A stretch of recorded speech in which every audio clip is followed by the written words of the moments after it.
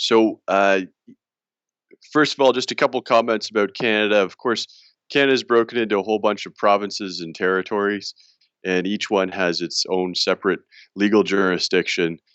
So, if you're trying to enforce an international award in Canada, you've got to identify the right province where you expect to be able to recover assets. Uh, so, let's say you select Ontario.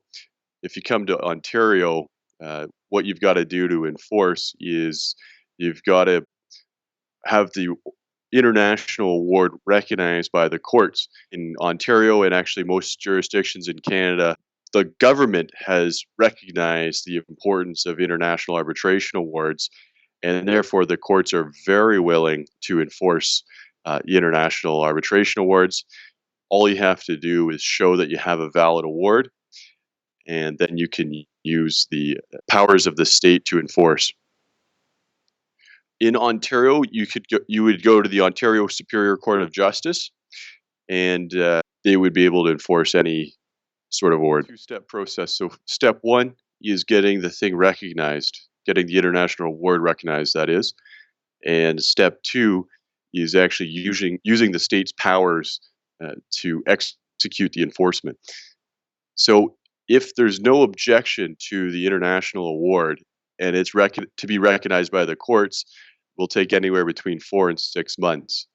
Then when it comes to actually going out and seizing assets or garnishing money, that will all depend on probably the creditor's uh, knowledge of assets that the debtor has.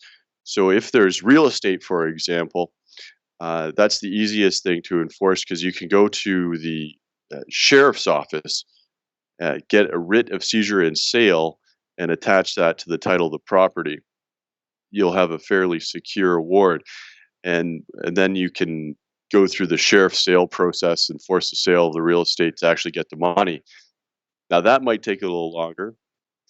So I would say, as long as there are assets out there, the actual taking the recognized award and converting that into money can take anywhere between 6 months and 1 year.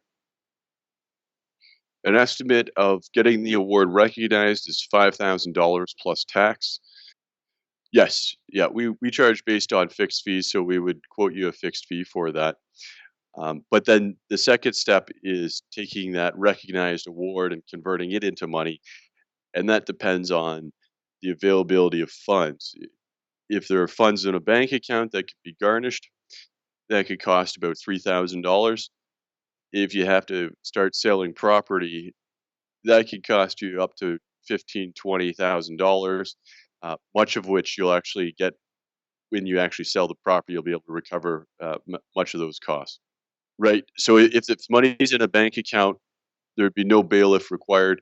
You'd just be able to serve the bank and have the funds redirected to the sheriff and back to you. So they'll ask for the $3,000 up front. They'll charge $240 for actually going out and doing the thing, but the $3,000 is to cover the cost for renting any equipment, renting trucks, storage of anything seized, and to perform an auction of anything seized. So it'll be $3,000 as a starting point for that. Could go up if it's a complicated seizure.